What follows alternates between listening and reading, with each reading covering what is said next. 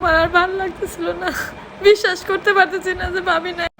আমি ওকে এখান থেকে চলে আসার পরে ভাবির সাথে আমার আর কোনো কথা হয় নাই। ভাবি চেষ্টা করছিল আমার সাথে যোগাযোগ করার জন্য।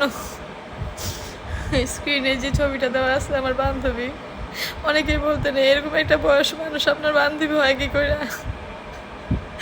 আসলে মানুষের বয়স তো ম্যাটার করে না, মানুষের মনের সাথে মন ম্যাটার করে। আমরা একসাথে কন্টেন্ট ক্রিয়েট করছি, একসাথে থাকছি, একসাথে খাইছি, ঘুরছি, একসাথে ক্রিয়েট করছি, ফেসবুকিং করছি, লাইভ করছি। আমি বুঝতে পারি নাই ভাবি আমাকে ছেড়ে চলে যাব।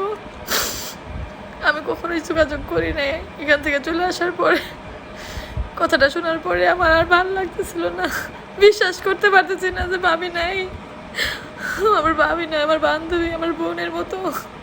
কি হয়েছে তার সাথে আমি জানি না, সে একদিনে কিভাবে এরকম নাই হয়ে গেল দুনিয়া থেকে।